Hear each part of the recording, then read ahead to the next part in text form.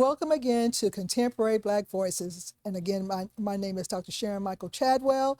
And also we have Caleb Alexander, who is my seat buddy. And we're missing our other seat buddy, Chris Dawkins.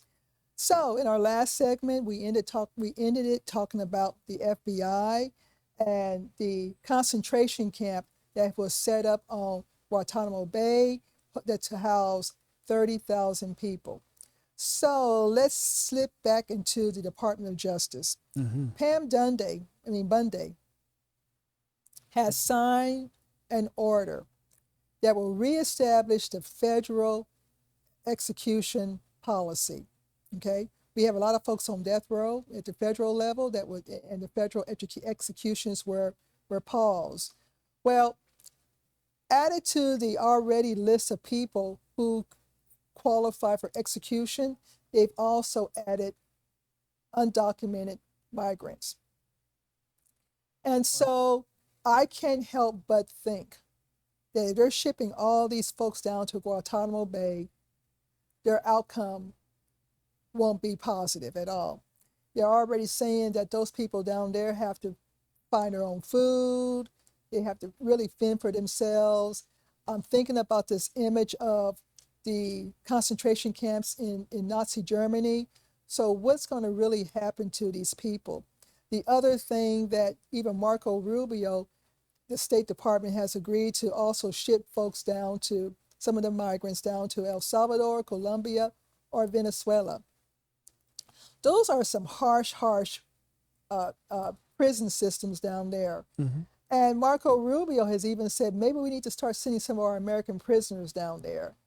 So I think that with this particular Department of Justice, we're not going to see justice, but we will see the immediacy of federal executions. And usually in federal executions, there probably will be some innocent people caught up in that. The next thing we want to talk about is there's a certain irony of this focus on mass deportation. But now Elon Musk is advocating that white South African farmers be allowed to be refugees in the United States. This is your topic. I'm going to let you lead it.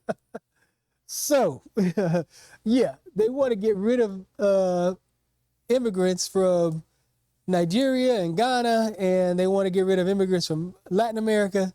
But they want to bring in white South Africans. And so the reason for it is that Trump has said that these people have been unfairly targeted by having their farms seized. And so he is wanting to, which is a cause that's near and dear to, what is his name? Musk, Elon Musk. I started to call him Nazi Musk, to Nazi Musk, to his heart. You know, he grew up in an apartheid system. His family is big supporters of apartheid. And this is a cause that's always been near and dear to him, this plight of white South Africans or Afrikaners. And so here's the deal. These folks need to go back and understand history and real history. And the reason these farms were even reappropriated from the white folks is because they took them from the black folks in the first place. You know what I mean? Let's keep it real. They're colonizers. They went to South Africa. They took the land from the indigenous folks. And now that the indigenous folks have regained their power, they're just taking the land back. And a lot of these land seizures, we're not even talking in the 1800s. A lot of these land seizures we're talking about the 80s. Yeah. South Africa was still seizing land and kicking black folks off their land until the 80s, until Mandela them came to power. You know what I mean? So this is not something that, it's foregone, it's 100 years ago. No, these land seizures were very recent. And so what they're doing is just righting this wrong. And so what this proves is that this regime, without any doubt, is a white nationalist racist regime. And that's what they're about. And this whole thing is about white grievance. And speaking of reestablishing the death penalty, I'll bet you 100 to 1 they don't kill Dylan Roof. So yeah, they might restart it, but I bet you it'll be Tsarnaev that'll go, but it won't be Dylan Roof when they restart it because there's only 3 of them that's left on the death penalty. And the white boy ain't gonna be one that's killed. But this is a white grievance administration, and they're going after black folks. They're going after DEI. They're going after everything they can that's black, or that they think that benefits black folks. And so this policy, they're even going after. They went after the ICJ. How can you go after the International Criminal Court? They're going after South Africa because South Africa sued Israel in the ICJ for genocide, because you leveled Gaza, murdering tens of thousands of Palestinian men, women, and children. And so it clearly was genocide. The ICJ classified it as genocide.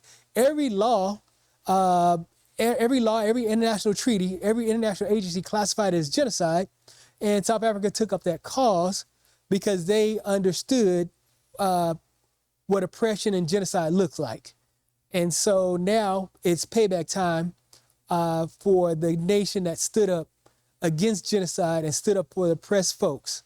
And so this is payback for Israel.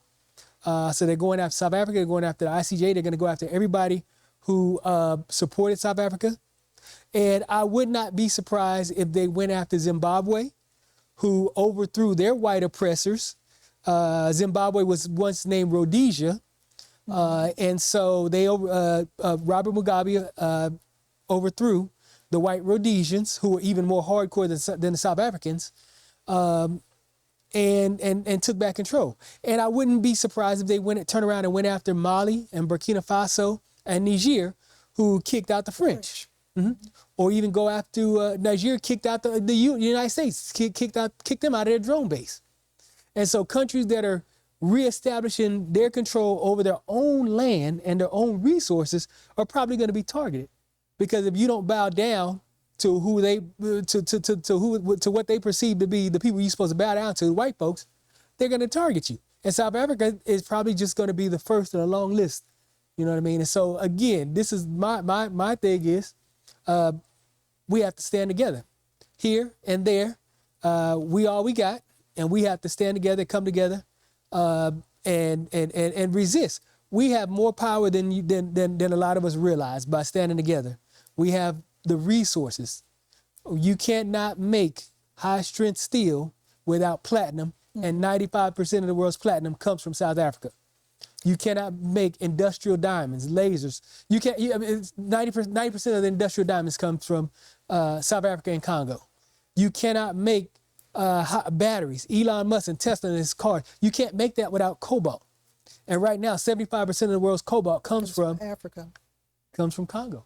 Mm-hmm. So we have a lot more power than we think. But we have to stand together and we have to assert that power. And so I will shut up right now because I'm getting mad. Speaking about standing together, Reverend Jamal Bryant in Atlanta and the CEO of the U.S. Black Chamber of Commerce has asked that we boycott Target.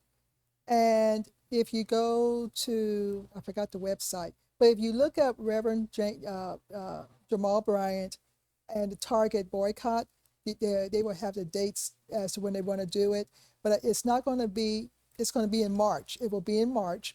And they're giving the black vendors at least 30 days or time to get their products off the shelf before the boycott starts. And once you join that, agree to join that boycott, you will have access to a list of to a lot of Black-owned businesses. And with that being said, here locally, we have the Black Book Directory and Yearbook, and it not only has pictures of events that have happened in the Black community in 2024, there are also lists of Black-owned businesses that we can support.